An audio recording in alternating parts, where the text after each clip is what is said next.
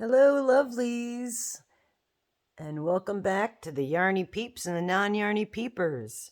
What I'm doing today is making pumpkin hats.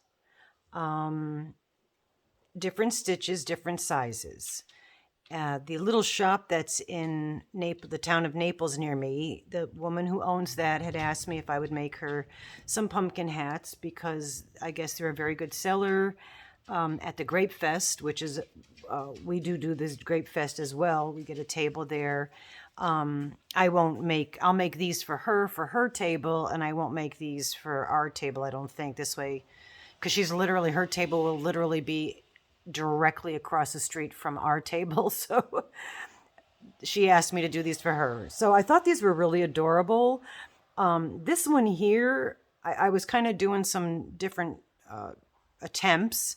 This stitch here, I don't know what it is or what I was doing. Again, I don't follow patterns. So I was kind of doing back loop or no, front loop on these as a half double crochet, I think, but it came out kind of cool. Unfortunately, I forgot what stitch. I'd have to test it to try to see if I could recreate it.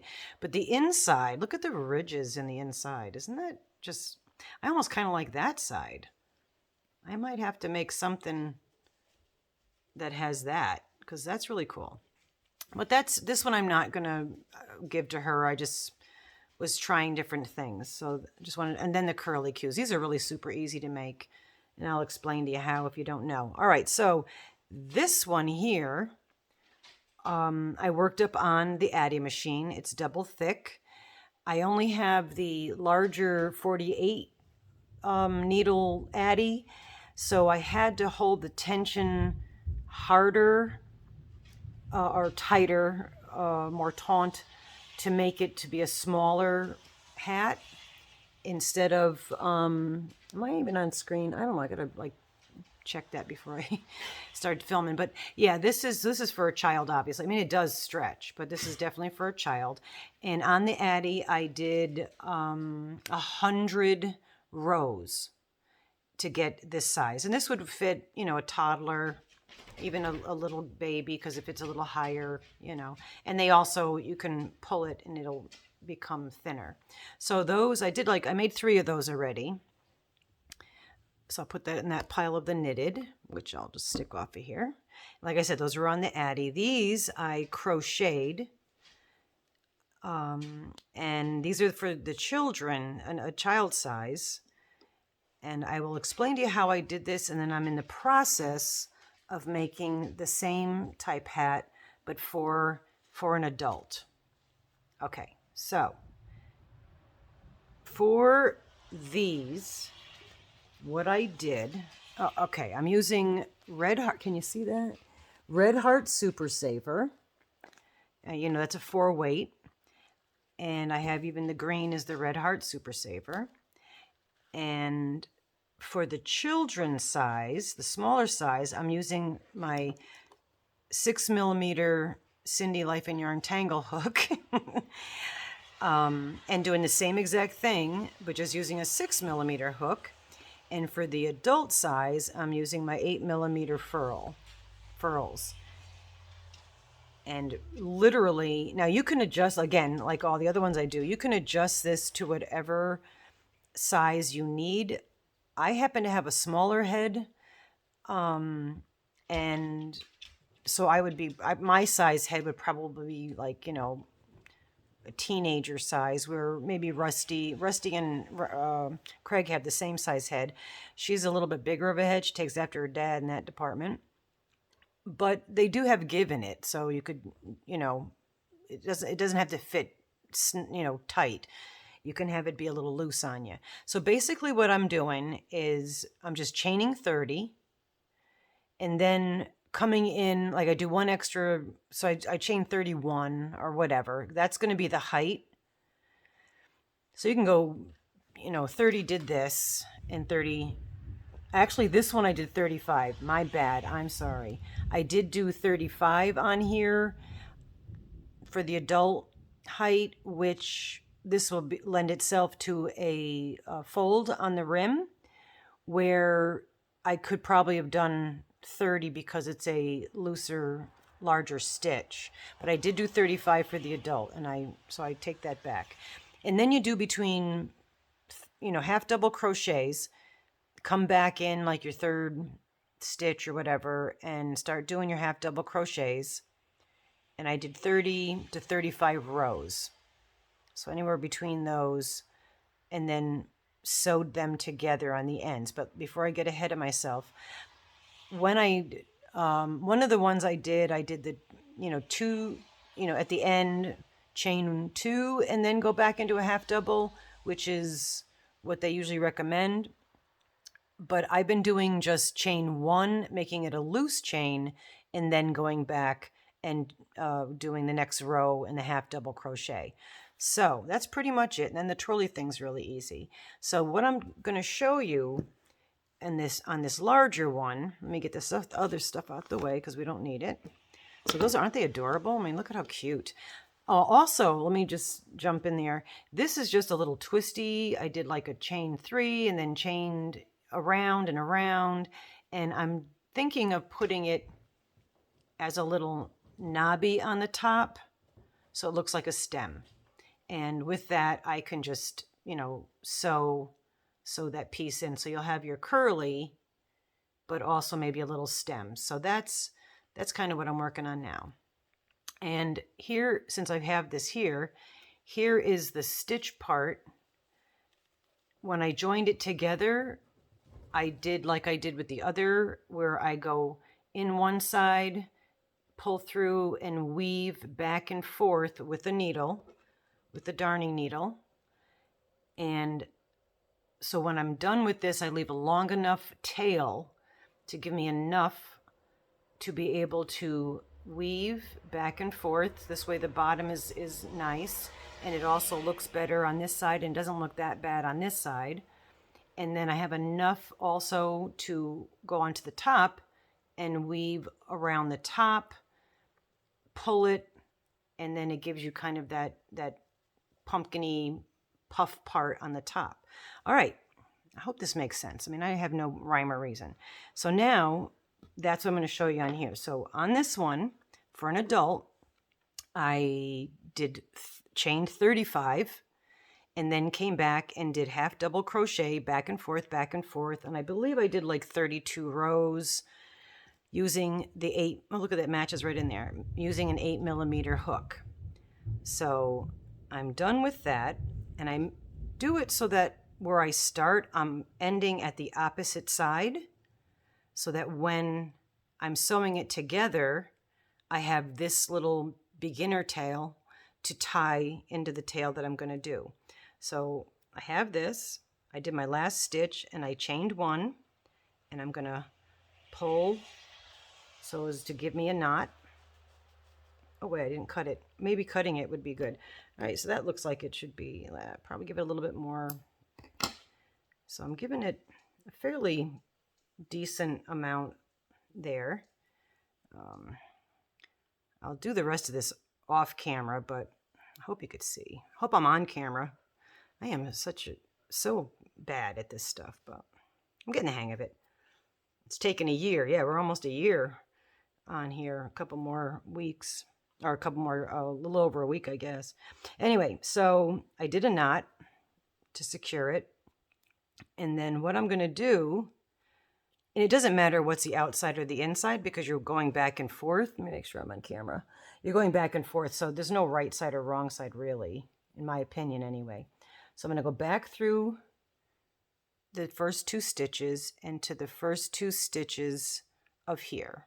And the beginning chain is usually a little looser because, I do chain loosely.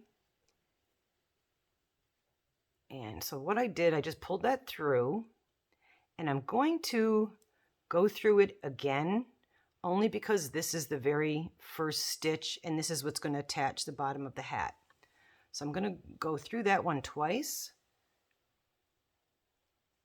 and just wrap it around, and then it's really a matter of finding the next stitch and finding the next stitch. That looks good. It doesn't have to be perfect, but you want it to match up on the bottom.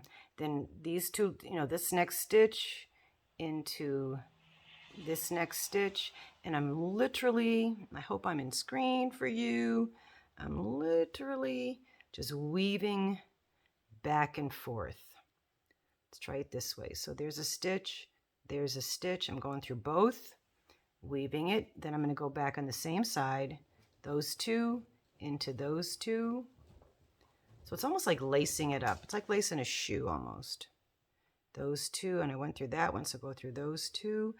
And on the top, if you happen to be off a stitch or so, it's okay because you're going to scrunch the top of this hat. So if it's not perfect, you can hide that imperfection on the top. So this is basically all that I do. And just weave it back and forth. You also can weave it and go around, like you're doing like an actual shoelace. This is more like a bustier that you would do. And now I'm going to give it a little tug, but making sure that it has as much give as the stitches do. All right, and then to the next one. Looks like it's there. So really, I hope this is helpful. So this is pretty much how I keep going, and then I'll pull it.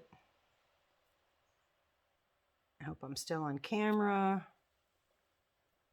I feel like I should be singing you a song or something, but you wouldn't want me to do that, trust me.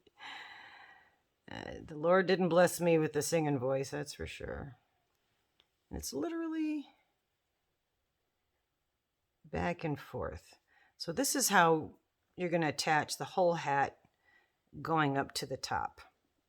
Okay, then when I get to the top, I won't bore you with continuing, but see how it leaves, this is the wrong side now, so it leaves not a very unattractive look to it. I mean, you could actually have this on the right side and it's not that bad. Where here's the right side and it just has a nice little stitch. It's kind of hidden. So you're going to stitch all the way up, and then when you get to this part, it's literally, making sure you have the tautness of that you want, where it's still going to have some give, but not too loose, not too tight, and then tie it there. And then when you're tied here, I'll go on the inside, because I'm going to turn this inside out. Okay, so I'm going to go on the outside and just weave. I'm not going to pull it through, but I would pull that through, and then I'd miss a few, and just go through like one thread of the yarn instead of two, and then kind of go through this one, and I'll do it on the outside. So when you turn this right side out, it's going to give you more of a buckle when you cinch it together. And I skip, I don't go every one. I skip them. So I'll like go through this one here. And again, like I'm not pulling it through because I'm not done sewing that part. But I'm going to pull that where it's going to have it kind of be more bunchy. So when you pull the scrunch part of it, it'll make it almost a solid hole. You won't even see a hole because there's not a lot of threads weaved into that. And it also gives it more of a puffy top, which, does a nice job for especially being a pumpkin that's supposed to have those sections. But yeah, so that's the basic part of the hat. And like I said, I did 35 stitches on this one, but I'll probably be able to cuff the top up. I may, perhaps or not, maybe stitch a single crochet around here, but if you did do a single crochet around the edges, make sure it's a little bit loose because you want to still be able to have that kind of a give to it. All right, so now, real easy peasy is the swirly thing. Literally, I give myself a little bit of a tail on both ends because I'm going to tie this into the top of the hat. And I'll show you the inside. So it's tied in there, triple knotted, and then just snipped the ends. These are really, really, really easy. And they're fun. These are like the wind things. So I pull that, the things that twirl around, and I not made those, but the wind catchers, I guess they call them. So you do, I don't know, I'm not even counting these, I'm just showing you. So you chain whatever amount, and I'm using the 6mm because I want this to be thin. You chain whatever you want. I don't even know how much that is, but I go between like maybe 15. If I want really long ones, like for those crazy horny hats that I was making, I was doing like 30 down because it's gonna scrunch up. But kind of stitch that, and then you can go either just a single crochet, and you do 3 into that stitch, then 3 into the next stitch, and what this will do is create a spiral. And then 3 into the next stitch. Like I said, these are like, how easy is this? Easy peasy cheesy. That was cheesy, actually. All right. And it's really cool outside because the sun is shining, but it's raining and thundering. Just thought that was interesting.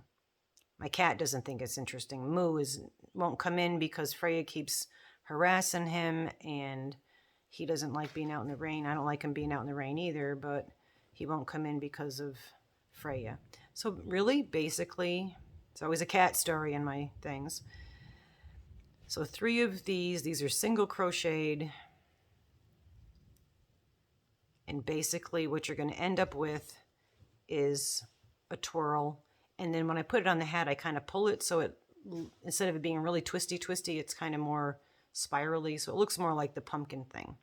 Now you can also, let me just do this. So that's a single crochet one. And you can also, I hope I'm in camera. I got to figure out how to do this whole like tutorial thing. Again, I'm only still using my phone. I'm going to go get internet. I have to, but just my life is so ridiculous. Okay, so now what I'm going to do, hold on. Let me get back to the chain. All right, so we're back to the chain. I think I'm back to the chain. Let's just go here. Okay, so now that was a single one. If you want, you can do the same exact thing with half doubles or double crochets, whichever you like. This is what it's going to look like with a half double. Then it's 3 in that stitch, then there's 3 in this stitch. It's going to be the same twirl, spiral, 3 in that stitch, 3 in the next stitch, but it's just going to be a fatter or thicker swirl sticking out. So yeah, this is so easy. Yeah, I say that and then I can't find the next stitch. Sure, speak up and jinx yourself, why don't you, lady? All right. And it doesn't, I mean, if I did not go in the right stitch on that one, but it's not going to make a difference. Again, still, I need to practice doing stitches away from my body. Yeah, I kind of screwed that one up. Well, I'm just going to go up to the next one because I did mess that up because I'm not being able to see what I'm doing here from the distance. But it gives you the idea. All right, so that's half doubles. All right, let me get back over here. This is half doubles. I did mess this one up, but it gives you an idea of the thickness. It's going to be a thicker spiral. So that's basically it. So then you just sew that on top. The pumpkin knobby thing, literally, let's frog it. Literally the pumpkin knobby thing, I just chained 3, come back in, and then kind of just grab yarn and single crochet around, but you want it to be somewhat tight. And I try to do it where the thickness, I try to grab the outer side parts of them. So this way the yarn is thicker on the inside, so it gives it some stuffiness, you know, so it makes it more stiff. And that's basically just keep kind of going around wherever, grabbing some stitches. This is probably the worst tutorial you have ever watched. I don't know, some of the other ones are pretty bad that I've done. But I go on the outside part, or I should say the inside, but it will end up being the outside. But the closest to me yarns, and just a single crochet, and then what that's doing is giving me the thicker part of it on the inside, so it makes it stiffer, which I had said already. But yeah, it's just really, once you get it started, it's easier, right? The beginning part's a little tricky, but it's just a knobber, so it's not a big deal. So that's pretty much it. And then I'll go around a little bit, and it'll look like a little stemmy thing, I hope. Especially if it's sitting on top of the pumpkin hat, it'll let people know what it is. I hope I'm not going off camera here, Anya's. But that's pretty much what I do. And then I'll just give it a snip, pull that, how I finish it off, pull that, then pull that through. And there you go. There's another little, and you could always take scrap green yarn, get into the whole part and shove it in there if you want it to be stiffer. I mean, this is kind of not as stiff, but it will stand up. That's going to stand up on its own. All right, so that's the pumpkin hat tutorial. Hope you enjoyed it. And hey, love you guys. I hope I was in camera. I don't know if I was. I'll have to watch just to make sure. But love you guys. Be well, be happy, be you, and